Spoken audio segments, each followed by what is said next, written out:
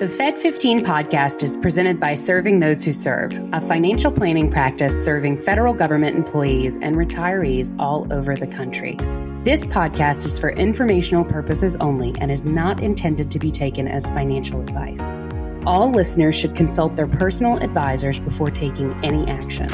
The opinions expressed by our hosts are their own and do not reflect the views, policies, or position of either Raymond James or Serving Those Who Serve.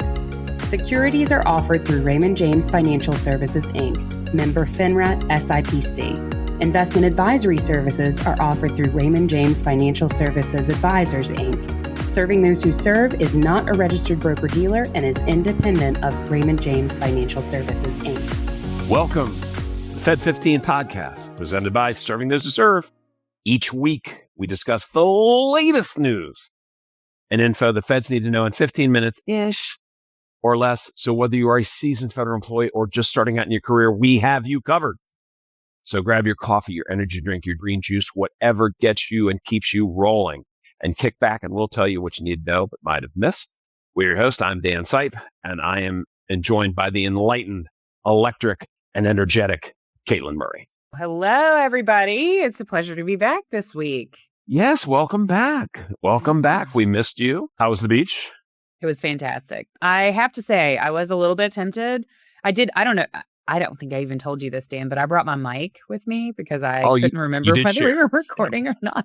I was so tempted to just click into the studio from the beach, but I knew the audio would be awful. So thought it would be fun. But yeah, I would like to say that it was a relaxing vacation, but also it was a family vacation. So anytime that you're on a family vacation and you're momming it, it was a vacation of sorts. I'm slightly tanner, but you can't tell on camera.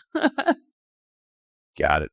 Yeah. Got it. But it was great. I highly recommend. I mean, I don't know, my folks in the DC metro, and when I lived there, I would always go to Ocean City, and I love Ocean City for that reason. But Virginia Beach is a lovely, lovely beach, and it's not like a terrible drive, and it is wonderful. They have a beautiful, big, wide boardwalk, and, we love going there every year. So shout out to Virginia Beach. Yep, couldn't agree with you more. I too sort of grew up on that. It was I talk about my father-in-law a lot, but my dad came down from Pittsburgh to get his career going.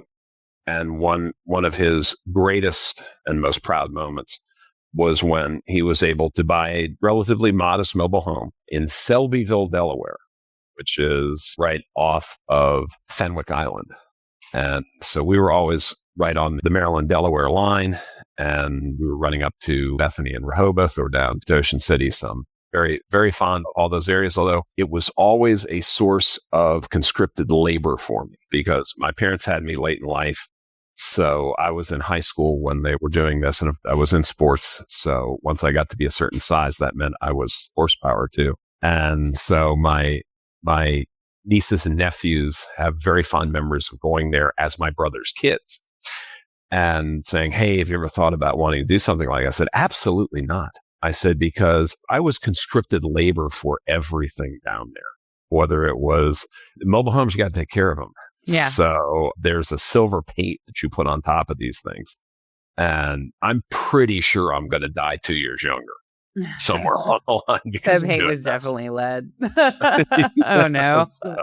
So bless my parents' heart. They had fed me all those years and bought my weight sets and stuff like that. So yeah, fond memories, but also it's like, no, beach hurt camper. Don't want to go there.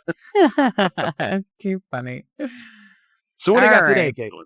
So we have a couple of topics to get into today. I'm going to talk a little bit about TSP beneficiary mistakes that override your will. A lot of people think that the will is what you got to have, and the will trumps everything. Not true. We're going to get into why that's not true in just a minute. And then a little bit later, Dan's going to talk with us about FEGLI, specifically FEGLI in retirement, when FEGLI stops making sense, and all of those sorts of things. So before we dive into that, let's talk about your TSP beneficiary. I'm sort of like the folks that go door to door, but I'm talking to you about the good word of TSP beneficiary updates. So here's the deal. A lot of folks think that because they have done their estate planning, which can look like anything from going to a lawyer, sitting down, having a will drafted, having a power of attorney drafted, having an advanced healthcare directive drafted, having a trust even drafted, that doing that process or going online to LegalZoom, not a recommendation, and printing out a will and signing it, or God forbid, just writing it on a napkin and signing it. A lot of people think that getting a will in place is like the be all end all, and that's all you've got to do. Unfortunately, it doesn't quite work that way. So your will is not always going to govern how all of your assets are distributed. What do I mean by that?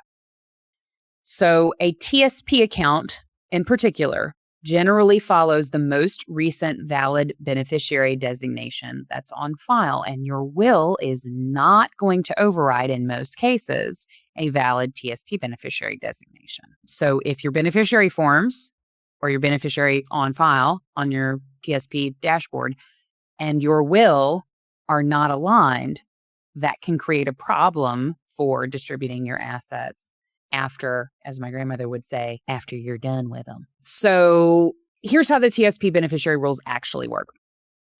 So the TSP, as I mentioned, is going to follow the most recent valid beneficiary designation that's on file. And those beneficiaries can include one or more people, a trust, or an estate. If no valid designation exists, so if you don't have a beneficiary on file, and first of all, if you listen to this podcast and you don't have a beneficiary on file, I don't know how to help you, baby. I'd be yelling at y'all all the time about that.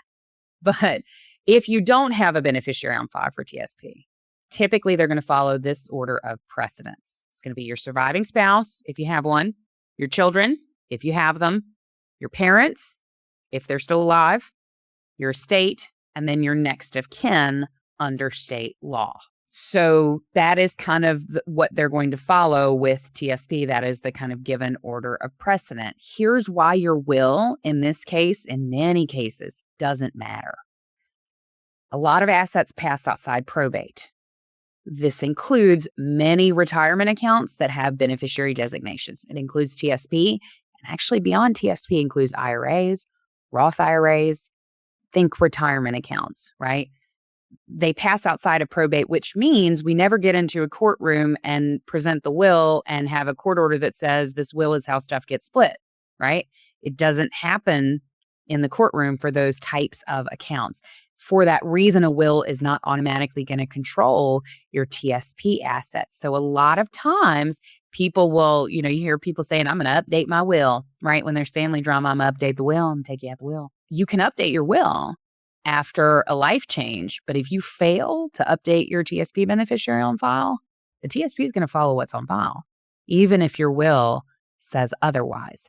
So this can lead to a lot of mess after divorces, remarriage, family disputes, blended family changes. You can unintentionally hurt some folks' feelings if you're not staying up to date on your beneficiary allocations. So here's some common mistakes that folks make with their beneficiary designations with TSP: forgetting to update a beneficiary designation after marriage or divorce. This one's probably like number one, right? Leaving an ex-spouse as beneficiary or not adding a new spouse as beneficiary. Naming minor children without considering who would manage those assets. So if your child is 8 and you list them as a beneficiary, who's going to help them manage those assets, right? Because they're going to have to take an RMD every year. And depending on how many times the TSP has transitioned, they may actually not be able to keep it in TSP. It may have to be rolled over to an IRA. Assuming a will controls the account, right? I updated my will, and so everything is now aligned. No, does not work that way. You want to make sure beneficiary designations align with that will. That is the final step of the estate planning process. And unfortunately, that is the step that estate attorneys often don't help you with. Financial advisors are really good at helping with that. And then never submitting a beneficiary designation. So if you never put a beneficiary designation on file, also that can create confusion and delays and obviously family tension. So a short list of life events that should trigger a beneficiary review. Okay. You get married, look at all your beneficiaries. You get divorced, look at all your beneficiaries. You either have a child or you adopt a child. Look at your beneficiaries. If a beneficiary passes away, look at your beneficiaries because you got to figure that out. Retirement is a good time to take a look and just check in, make sure everything is structured the way that you want it to be structured. Major estate planning updates, obviously, goes without saying. And the one that I'll add is once a year, just once a year, set a calendar pop in your Google Calendar or your Outlook calendar or whatever you use. Check it once a year. It could be one of your January items, right? People love to kind of get their financial planning house in order in January. Add a beneficiary review to that to-do list and check it out once a year because stuff happens.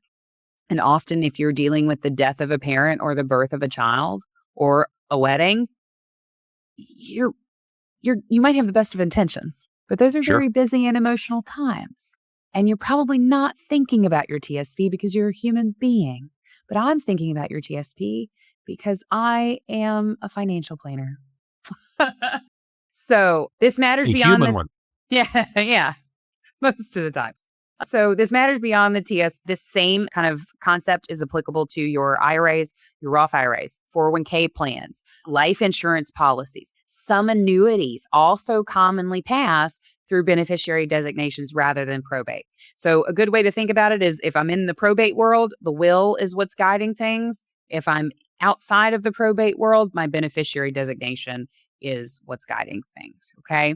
And we've got a checkup list that is provided in this article that we're kind of touching base on. It's called TSP Beneficiary Mistakes That Override Your Will.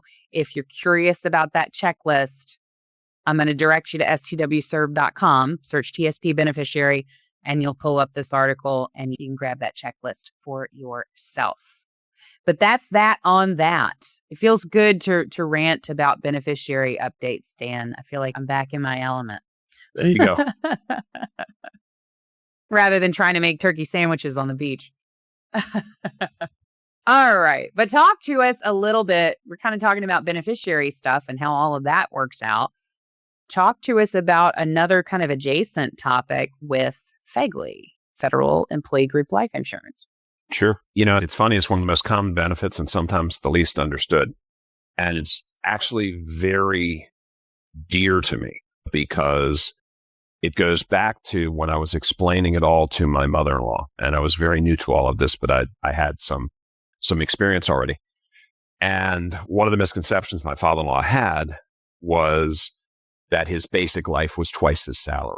Well, it was when he was under 35, and we'll touch on that. He also had in his head that the reductions in retirement were 2% a year. They're 2% a month. So take an amount, cut it in half, reduce it 12 times faster, and that's the explanation I got to give to my mother-in-law, and I couldn't fix it. So that led me to who was looking out for him, which led us to here. So I'm going to be freestyling on this one. Yes, it will cover some of the things that are covered in the article. By all means, read the article. Okay, it's amazing. Our team did a great job. But one of the things is FEGLI in retirement, should you keep it? I'm going to riff on this a little bit and say FEGLI should always be intentional. Always, throughout your career. Number one, don't assume you can always grab it whenever you want to. Open seasons are rare. It's not like the health insurance. Typically, an open season occurs when they upgrade or make a change to the FEGLI program, and then they have to make it available to all the people that declined. So you could go years and years and years before one of those happens. To be fair, the FEGLI across the board for the optional coverages might be fairly competitive at younger ages. It can also be competitive if you have a health condition. Okay, so there's no cut and dried, do this, always do this at this age, always do that at that age. No, it doesn't. So quick discussion here. FEGLI Basic, that's the first level. You have to have that to do the other ones. It's your salary right to the next highest 1,000 plus 2,000. If you're under the age of 35, it is double. Between 35 and 45, that gradually ratchets down to one time, and it stays at that one time. Again, salary up to the next highest 1,000 plus 2,000. And going forward, Uncle Sam pays a big chunk of that cost. So the older you get, the better deal it becomes. Okay. You also will have the opportunity to keep up to 25% of that in retirement. And it always breaks my heart when I meet somebody who's already retired and I talk to them about their FEGLI and they say, oh yeah, personnel said it's expensive in retirement, so I should just drop it. No. Okay. Have a plan for it. Work it through. We can help you with that. For a whole lot of people, having the 75% reduction would be the best path. So after the basic, you have the optional coverages. First is option A standard. It's a flat amount of $10,000. That's weird, Dan. Why is it $10,000? That doesn't seem like much. You have to remember where this came in. This was back in the 50s, and $10,000 was a home mortgage.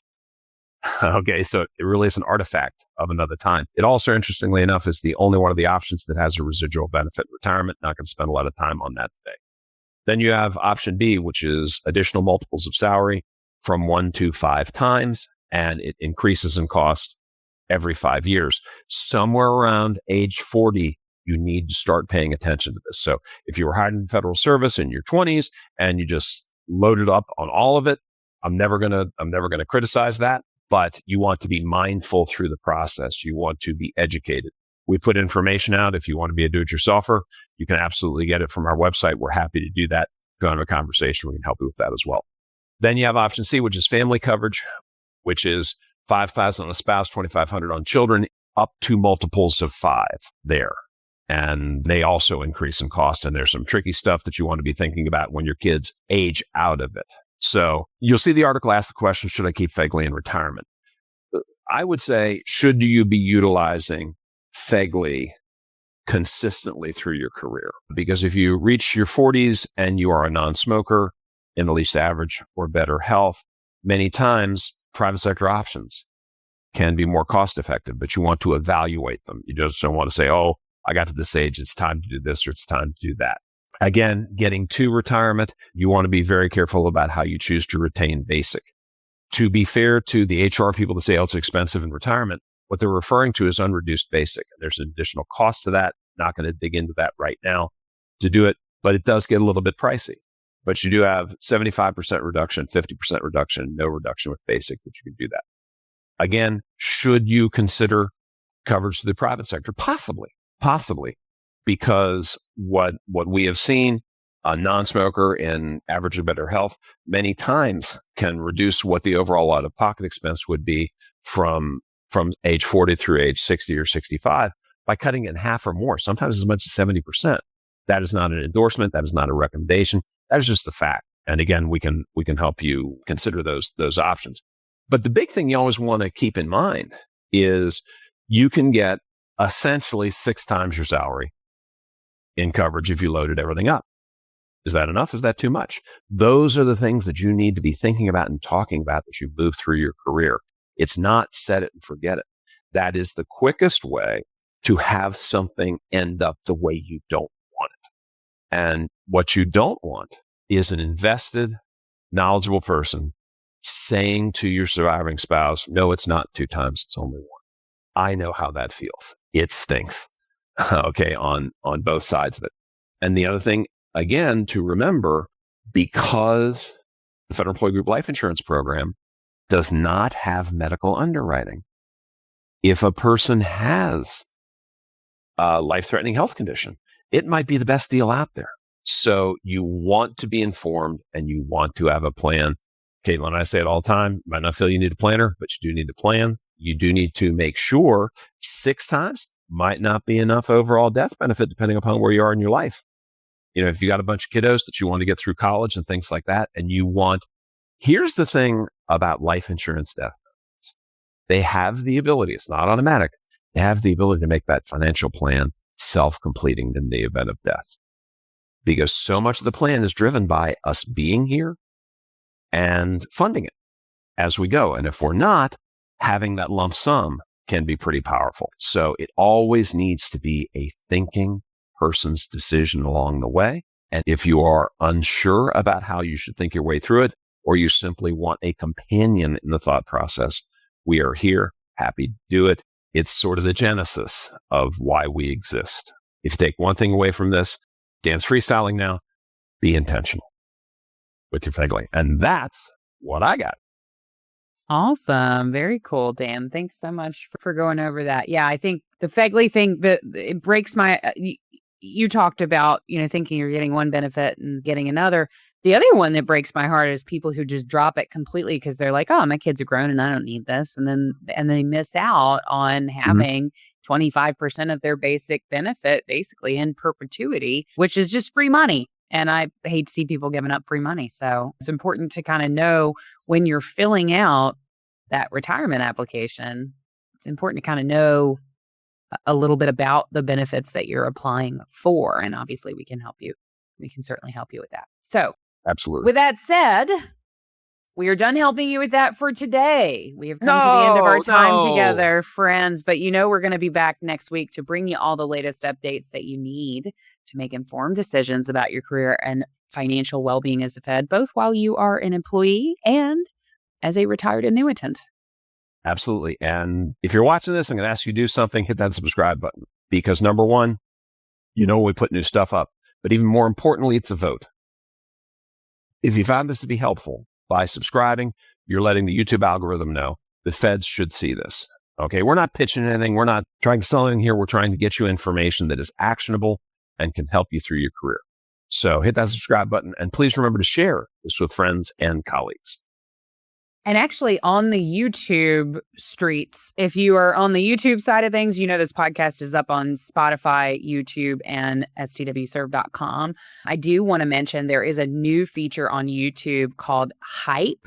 So obviously liking the video helps, leaving a comment helps, subscribing helps, but hyping the video is actually a new voting tool that helps creators gain visibility. So if you hype this video, likes do that, subscribes do that, but hype does it a little bit more directly. It allows us to collect hype points, which pushes our content up in the algorithm for the next week. So please hype this video. Also, it's just fun to say. For more information on the topics that we covered today and more, so much more, oh my gosh, this podcast, another podcast, articles, free employee benefits webinars, be sure to check out STWServe.com. While you're there, you can subscribe to our newsletter, The Weekly Serving, to get all of the latest news, all of our weekly article roundups delivered right to your email inbox every single week. And my favorite hack, set STWServe.com as your homepage. And then you don't even have to think about it. Your benefits are right there in front of your face.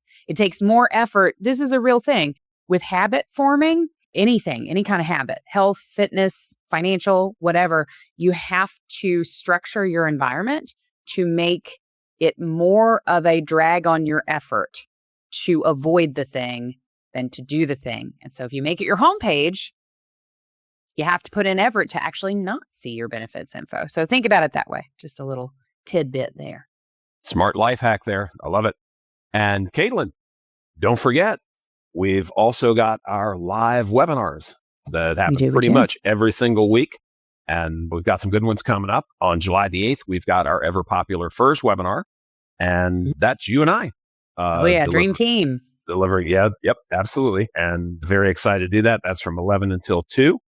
And then a little further into the month, we have tax planning featuring the guru, Ed Zerndorfer. Again, that's July 21st from 1 till 4. And that will be Ed presenting and Jen Meyer hosting. You don't want to miss that. And again, folks, if you are looking for a little bit more of a personal touch, you can reach out to it at meetings@stwserve.com. We'll sit down with you and work through stuff. If you are looking for someone, and test me on this, if you don't think it's true, who will just sit down and explain things to you. And, do we have a full service fiduciary financial planning group? Absolutely. Do we ever talk about that? Absolutely not.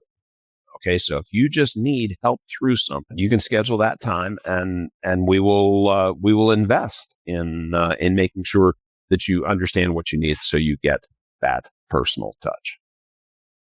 Excellent. All right, everybody, thank you so much for listening to the Fed15. I'm Katelyn Murray, and I'm Dan Sight, and we will see you next week. Absolutely, can't avoid it. I'm like a bad penny. I keep showing up.